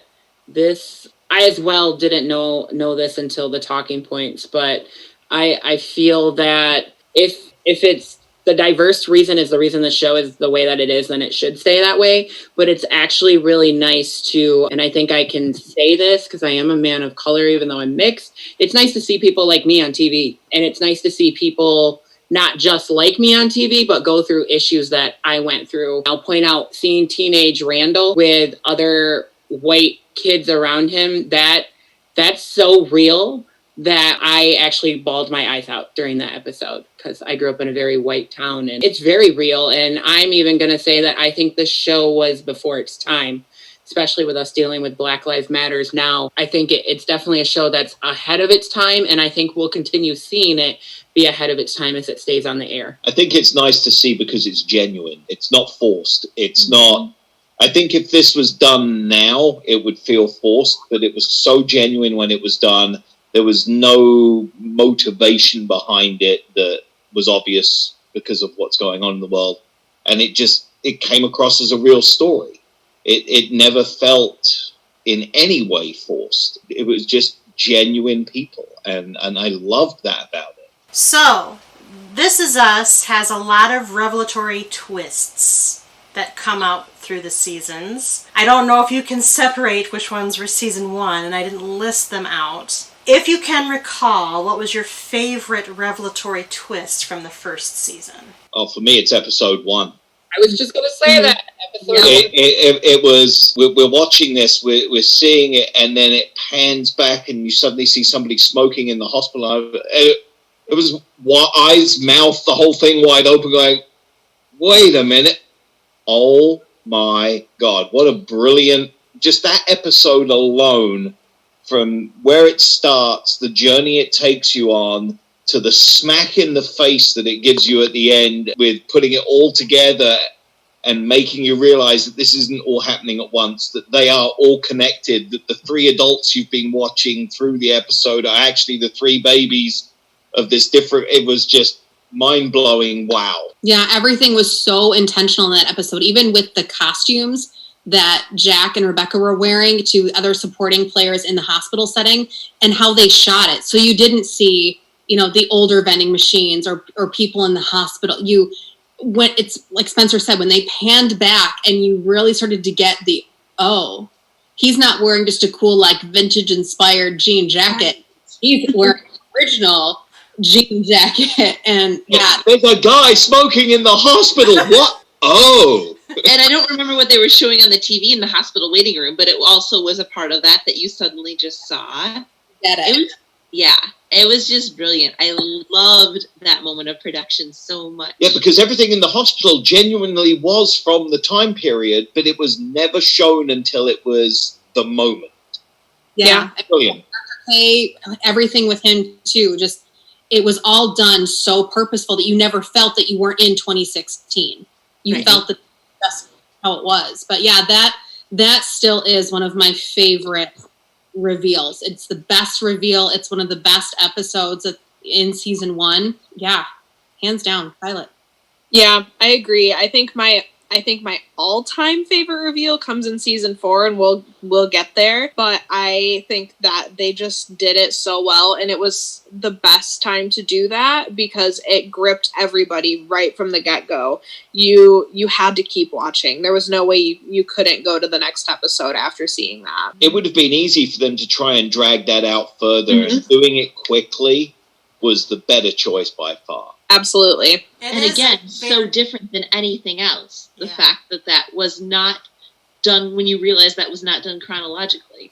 Mm-hmm. It is an extremely well-crafted pilot. I can't think of many pilots that are superior to the This Is Us pilot, just in terms of laying the groundwork and grabbing you. And you're absolutely right. Sometimes it takes you a few episodes to think, do I like this show or do I not like this show? At the end of the first episode, I was like, nope, I like this show. I like it. I know I like it. I also want to give a shout out. This is not part of the question, but I love the music on this episode. Not only the choice for soundtrack, because they do get to bop back and forth between the 80s, 90s, and now, and that's like your best radio station. But also like the scoring and the theme song and some of the original songs that Mandy gets to sing. I mean, the music as a lifeblood in this show is really, really good. That alone is kind of a character to me, and I just love it. I love listening to it as much as I love watching it. Dan Fogelman was a fisherman with this episode. He makes you the salmon that's following that lure all the way, and the end is that snap when you get hooked, and you're stuck with the show all the way through now. You're not going anywhere. Yeah, because like you said, Spencer, it's typical that they would have taken something like that and dragged it out a few episodes and then tried to snag you with it. But I think because they did it in that first episode, I think that's what really, really got me. I don't, if they had dragged it out, I probably would have stopped watching after an episode. I agree with that. That moment was what made us say, we have to make sure we watch this show next week. Yeah, I can only imagine like when they pitched this show to producers and everything, and they watched that pilot episode, how everybody responded to that. Because if I had been in that room, I would have been like, done, you have 10 seasons, let's go. Addie and Jared, do you feel the same, that the pilot is the best twist in season 1 or best revelation? I agree. I, like you guys have said, like, I agree with everything, that normally stuff like this would get drawn out, but that I think they gave us, being a TV person, they gave us what we knew that we would normally get on episode 4, because they knew that there was other good TV on when the show first premiered, and they knew they needed to hook us or we would run real quick. Because some of the storylines that we first get introduced to, like we've said, we've seen, even though they've evolved into different stories and different timelines. Yeah, I like the fact that they hooked us really quick with the pilot, and I agree that's definitely still one of my favorite episodes. Yeah, it's my favorite. I hate the way that television does it, but I know it's necessary, and that's why I love it. So I wanted to know after the first episode, I wanted to know what happened and why it happened, but that's not life, and that's not the way it's going to work. So that's why I kept watching it. No, it was very good. Yeah, one thing about the reveals with this show too, they give us a good balance between revealing stuff relatively quickly and drawing things out, like, you know, giving us a little nugget and then we have to wait a whole season or longer to get that nice, you know, end cap on it. So that's what's also payoffs are massive, and some of the groundwork that they lay in even the very first episode, that suddenly later on in later seasons where you get a payoff from information you received earlier, and you get that callback in your head, you're, wait, and it blows your mind. They must have some of the most detailed storyboards of any show ever made. I would love to see them.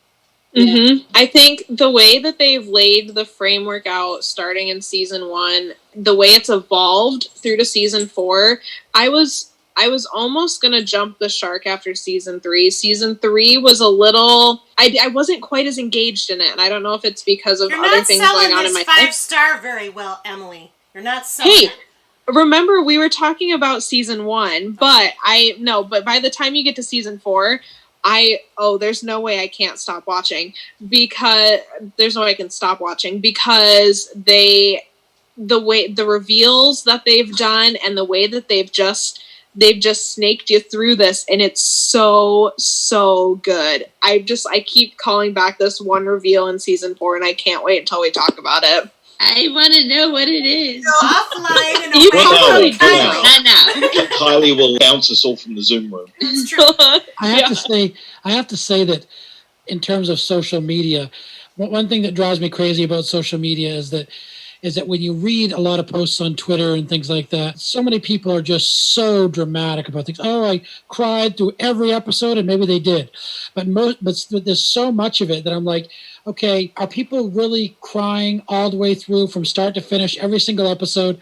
And then when I talk to people like you guys, I'm like, there are real people in the world that love every minute of it. Sometimes I'm like that. So it's nice to see the people that stand by what they believe and they live it. So what relationship dynamic? We've talked about the characters individually, we've mentioned some, and what we've kind of hinted at or even explored a little bit is that every character has a very defined relationship with all of the other characters. Yes. And while there are many combinations from which to choose, which relationship dynamic are you the most drawn by or find the most interesting? I mentioned this before, but Beth and Randall is very, very interesting to me to watch. Like, both those two actors as performers and as their characters. Again, to repeat what we said, they just feel very, very relatable on many levels. And their interplays are just delightful. Like, you can't imagine that Randall would have survived this long without Beth. And also the other way around. I mean, they're very different people, but their chemistry is so strong, and their scenes are some of our absolute favorites. We sometimes think that in our relationship, I'm Randall and he's Beth. Because he gets the witty one-liners, and so does Beth in the show. Sure. And Kristen's neurotic. No, Yeah, that's not true. well, sometimes, but that's for another podcast. I think for me, it's Dynamics. probably Jack and Rebecca. There's such a love there that it doesn't go as far as seeming unrealistic. It seems like the perfect flawed marriage. I like Kevin and Randall. Yeah. I'm very interested to see where that sibling relationship goes. The fact that they are, in essence, they're truly brothers. They love each other. It's there. But they also are coming from North Pole and South Pole, and as adults have to figure out how those poles can meet at the equator. And that's been an interesting evolution. It's only a little bit in season 1, so I'm looking forward to seeing what happens in future seasons. You do get to see the true love that Kevin has for Randall when In he season 1. when he stands up the show Of on course. in New York to go to Randall's aid. That for me was probably one of the most beautiful moments in Very season. important. Yes. Extremely important. That's key. I knew that Randall was anxious, but I really, not until that last episode when he broke down, did I realize how much I just really thought it was just a neurotic thing that was a struggle for him, but I had no idea it was this serious where he would have this kind of a breakdown at that moment, and I still tried to understand where all that came from. For me, it's definitely Jack and Rebecca for sure. I just love their relationship. I love how having 3 kids of my own, I love just the reality of life with kids running around the house, with having to do things with kids all around you, with having to make quick decisions, with having to be intentional about how you spend time together, and just so many things about what they do that I think is important for the world to consider, to see how a good, normal, real relationship can work when you put in the effort and when you love one another well. I think my favorite relationship would be Kevin and Randall for sure, just because they are so different, but that love is so deep and so real between those 2 brothers. But realistically, if I could choose more than one, it would be the big 3's relationships with each other. The 3 of them interacting is always my favorite. I agree. I definitely like Kevin and Randall's relationship. I'm excited. I'm not as far as some of the panelists to see how it evolves even more. It's interesting you guys talk about Kevin and Randall because I felt that tension through the storyline between the 2 of them. I guess in the back of my mind, I realized that they're going to work this out and the whole story is going to play itself out. But I've been waiting, with bated breath about how they were going to show the love that they had, and then of course when Randall went from New York to be with his brother and stuff, it just showed me how it came together and how real it was. I really like Randall and Kevin, and I also really like Randall and Beth. And we talked about it right off the beginning, too. I just think Randall's interaction with everybody, I just think they're all so different and unique, but also still so genuine. I really like Randall and Kate too, particularly when they're younger, and that struggle, or not Randall and Kate, sorry, Randall and Rebecca, and the struggle of her trying to maneuver being the mother of a black kid, especially like there's the whole scene when they're at the pool, and that whole episode when they talked about all of those different racial tensions. I just thought it was so cool. I think it is in season 1 that we see Rebecca goes to talk to the mother, the other black mom. That moment for me, I was in tears watching that one, because I'm just like, so many people would take that as a moment of defeat, but to her, it was such a moment of strength, and her admitting that she did need help, and that, yes, she is a great mother, but she can still draw this information from other people because she doesn't know it all. So I think Randall and Rebecca's relationship is just really beautiful, and just really Randall with anyone. Yeah, I would echo, again, Randall's great. Sterling K. Brown, I know you're an award winner, but if you're listening to us, tweet at us, CPU Podcast. We'd love to talk to you. I would love to talk to you. One of the interesting parts of the Randall-Rebecca relationship is the fact that Rebecca does not tell Randall about William or her biological parents, and it becomes a serious rift in their relationship when before he was very much his mother's son, even though they were of two different races. And it's a fabulous interplay in that story where it kind of weaves in and out, involving not only the biological background, but the ethnic background, the cultural background. Then he gets to, I'll tell you, the episode that had me in tears from start to finish was the trip to Tennessee. Is that where he was from? William, Nashville? Yeah. Oh my Yeah, gosh. they went to Memphis. Memphis. I was in the right state, not the right city. What a beautiful, beautiful episode. The fact that Randall gets to meet his extended biological family, decides somewhere along the line that he's going to get into music. I mean, it's these kinds of things that just make that character so interesting and rich. And the Randall-Rebecca dynamic particularly is very uncomfortable, but in all the right ways to Very watch. multi-layered. Yeah, it's very multi-layered and very meta in its way. And I absolutely love the way that entire relationship is written and how those two actors play it. It's very, very good. It's rare a TV show actually hits my emotions. I watch them for what they are, entertainment. But this show, on more than one occasion, made me well up. Yeah, lots of crying here. Yeah, I was upset from the beginning, although I understood that this is the way that it needed to go and it made sense for Rebecca. But just the whole scenario where she did keep William from her son, and she chose to do it the way that she did. She went to William with a very understandable feeling and desire, and my heart kind of sunk a lot when he asked if he could come see Randall, and she said no, stay out of his life. And so I was kind of mad at her, but I understood where she was coming from. But at the same time, he left her in a bag in front of a fire station. So I certainly relate as a parent to why she would be mad. Yeah. But I felt the same thing, that it was wrong of her to hold it for as long as she did. Yeah, well, there's just so many dynamics to the fact that since he had a drug problem, he chose to put the baby in a safe place where the baby would be found. And I understood as a brother to people that are drug addicts, how it's the better idea to give your child to somebody who could take care of it if you're gonna do something bad to your child. But the idea that he had no room to be able to see him until he got older, and just the fact that she wasn't able to talk to him, all understandable, just still frustrating. But that's life. This is not just us, this is also life. That part of that anger towards her as well also stemmed from the fact that she never told Jack. Right. And that was so different to the rest of their relationship. I'm looking for, now that does come out in season 1, but it's not developed past a certain point. Right.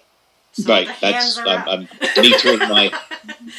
As I said, I read up on season 1 to make sure I didn't spoil. Thumbs up, 7 up. One thing you do learn in season 1, I think, in my opinion, is that it makes sense although maybe she should have told Jack. It made sense why she wouldn't, because she knows, and I think we all know, that if she would have told him, that there would be no doubt that Randall would have known. He would have told him for sure.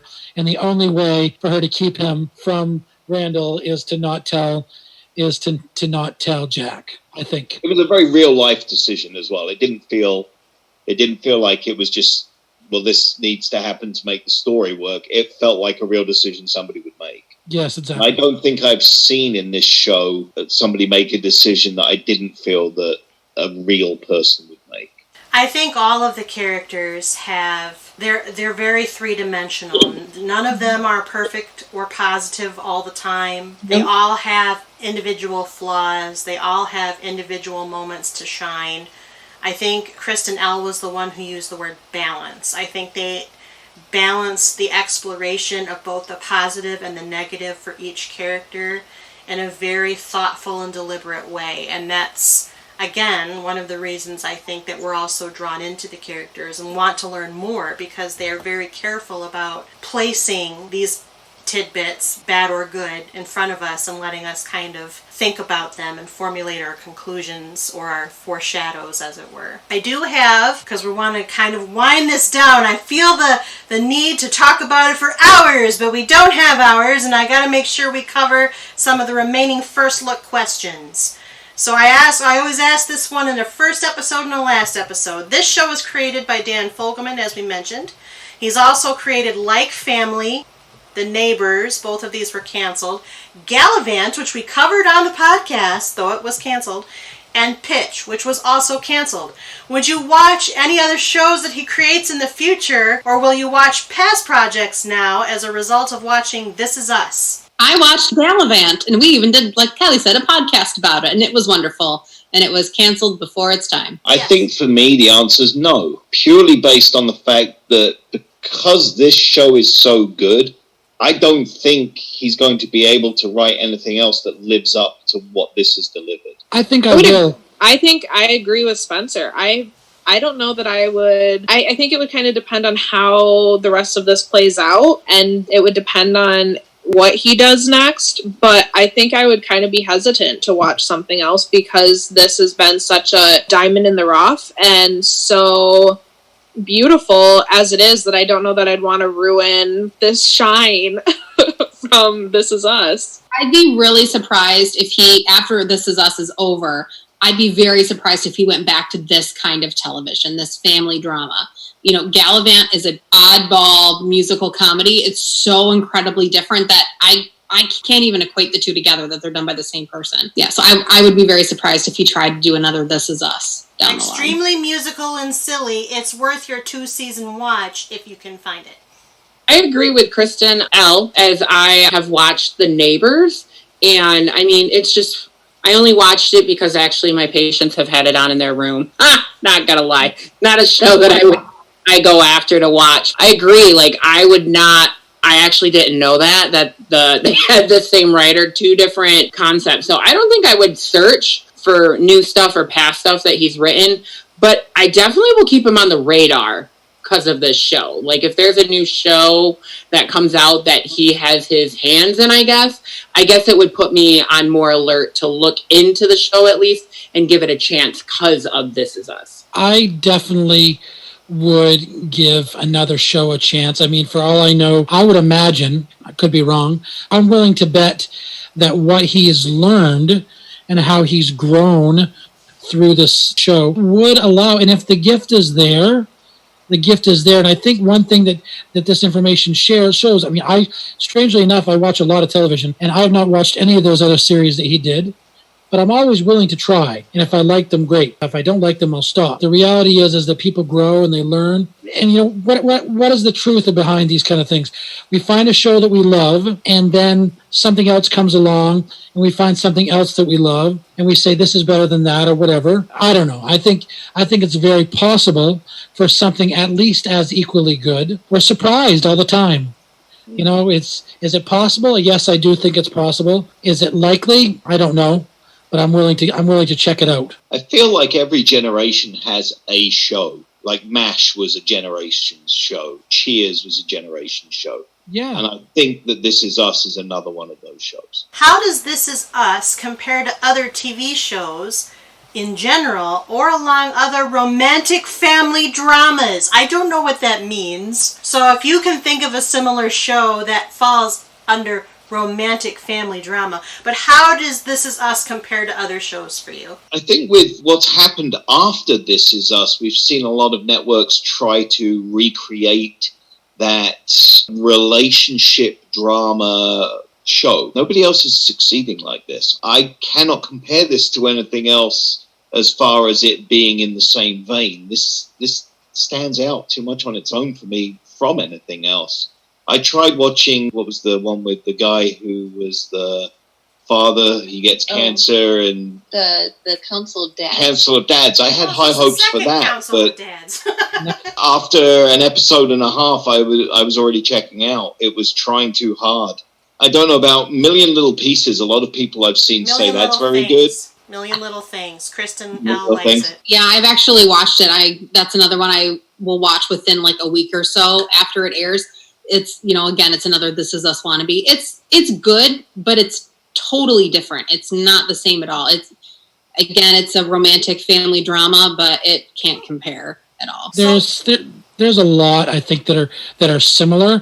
I certainly would say that This Is Us is the best, but there's some for me, there's some close ones. I really felt that Parenthood was very close, just really very, very similar. I also really loved Brothers and Sisters. Sally Field was in that. What's the other girls? Callista Flockhart. Yes, Flockhart. That was great.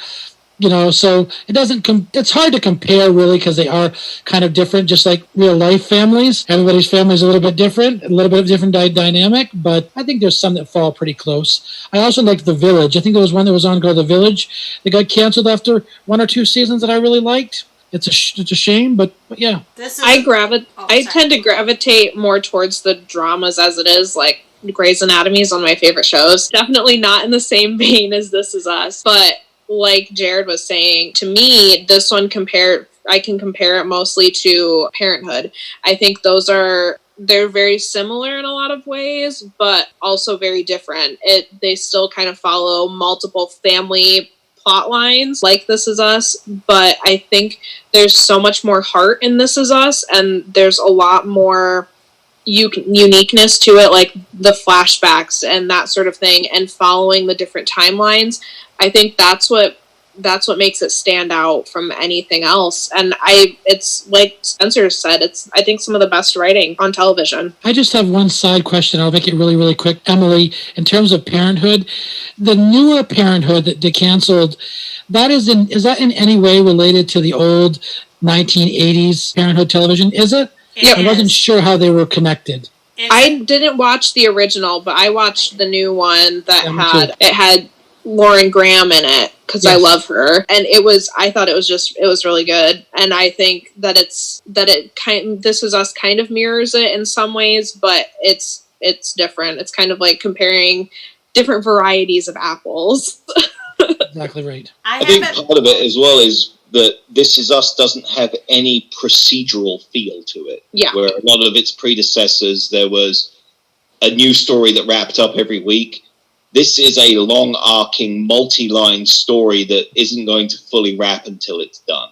Yeah. And they are committed to the full 6 seasons, and the 6th season will be the last season, which is where it's going to terminate. I just wanted to say, first of all, it's good to hear that you're describing it as in no way procedural as possible. That makes it 10 points more intriguing for me. 10 points to Gryffindor for not being procedural.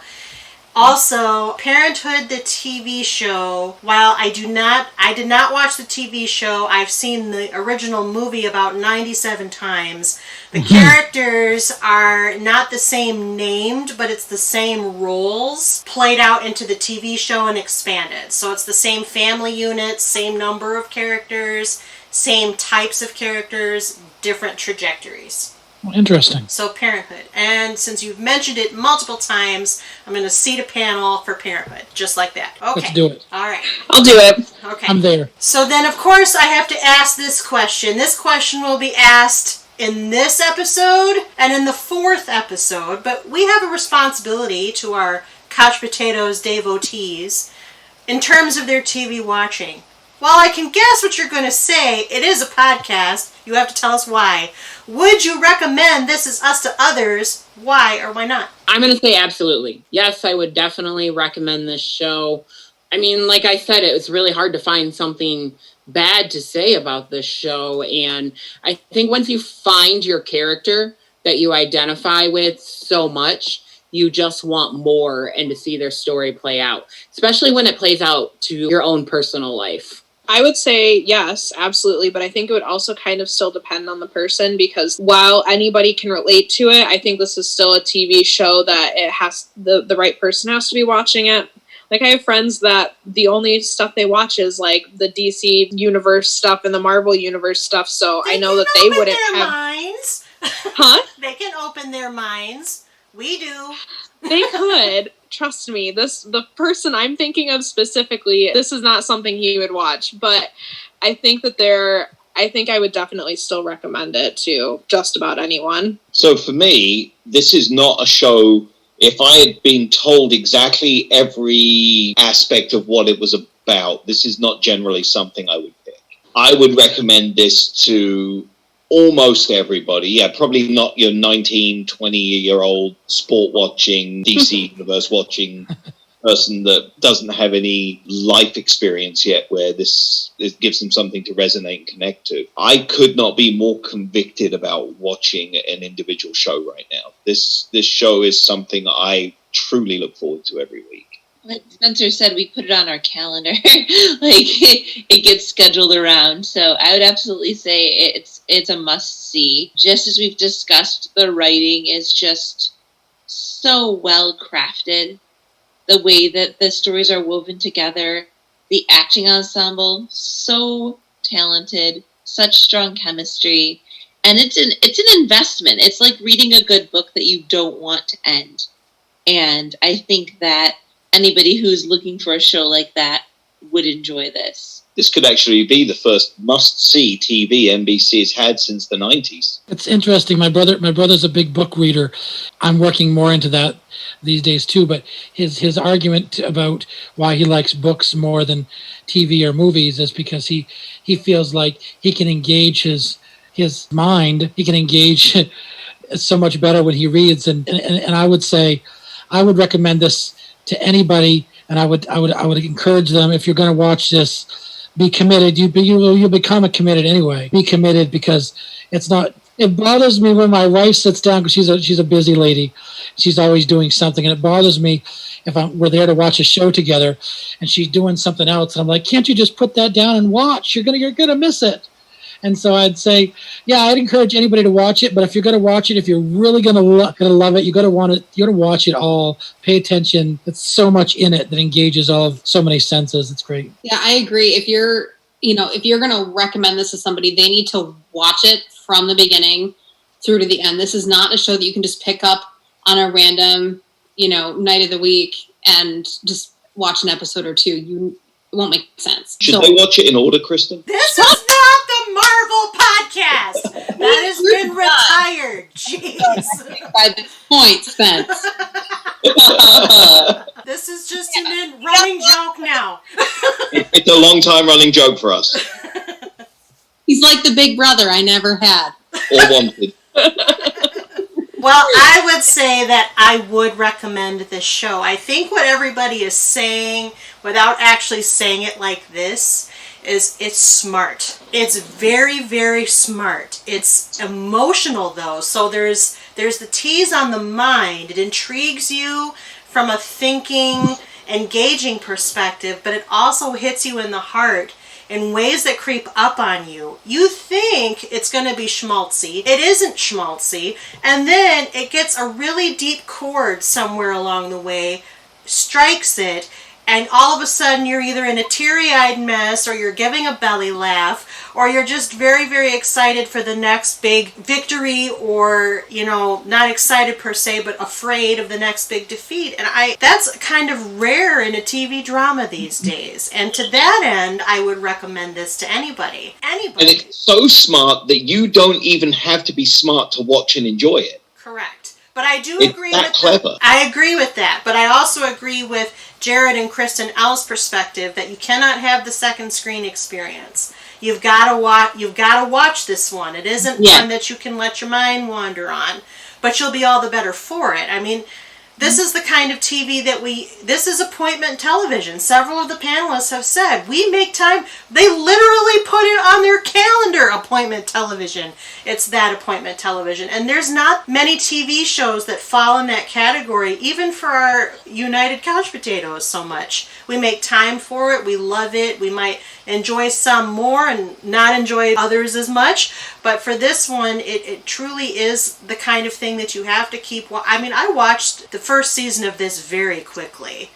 I don't think it was, I mean, I didn't spend all day on it, but when I sat down and chunked it out, it was big chunks. And I think it was done in 3 or 4 days, just in evenings. When this was running live, I think this was the first show that NBC started doing. The first commercial of the episodes were only a minute long. It was like, sponsored to bring it back even quicker. You may be able to say whether they did it before this, but it's the first time I noticed it, and they give you more content by doing that as well. It's just so full, and I feel so engaged in it. My phone doesn't leave my pocket when the show's on, which that's rare. Usually I'm like, okay, well, I can do this, and oh, that's good, that happened, and then go back. I'm engaged. Even when there is a commercial break, we're discussing. Yeah, sharing ideas. What's coming up next? What do you think's going to happen? Yeah. And it feels like you've eaten a really satisfying meal after each Yes. Absolutely. That's it. But You nailed it. such a good meal that you want to have it again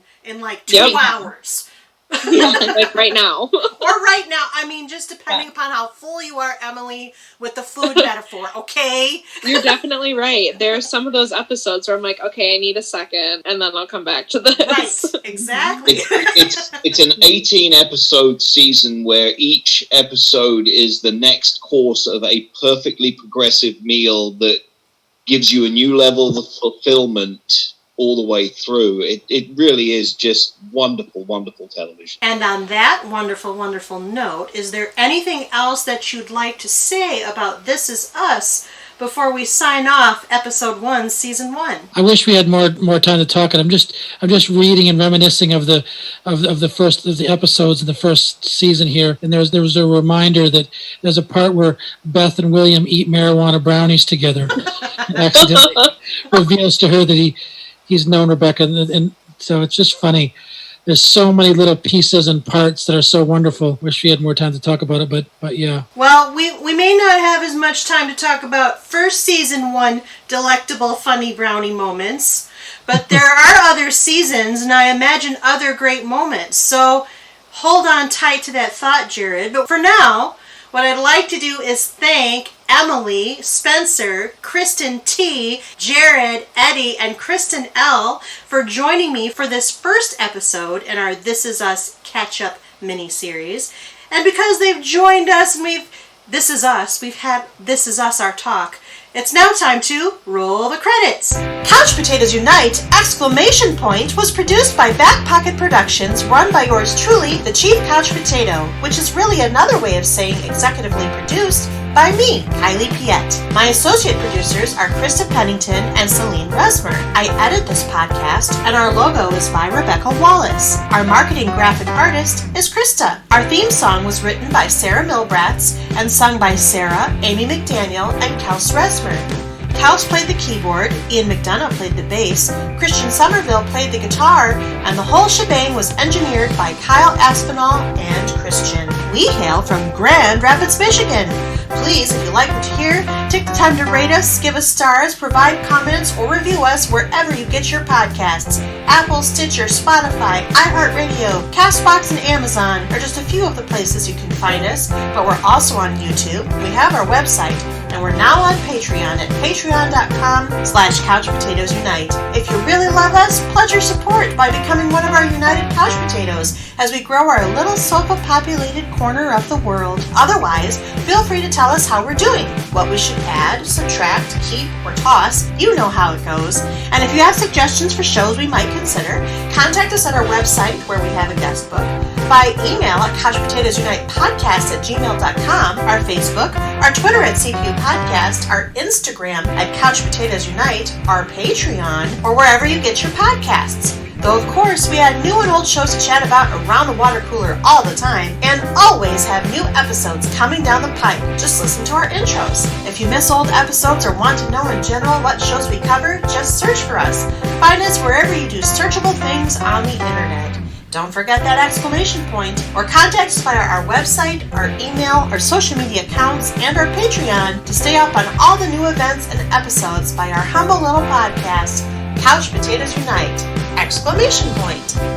Until the next time, all available seasons of This Is Us are available to stream on Hulu in the United States. I don't know, where did you find it in Canada, Jared? It's on CTV. CTV in Canada, for those of you nearby. In the meantime, our This Is Us panel will next reconvene very shortly, in fact, to talk Season 2 of the series and Episode 2 of our 4-part catch-up miniseries. So until next time, until next episode, new episodes are published every Wednesday. Keep listening, keep watching, stay tuned! Bye! Bye.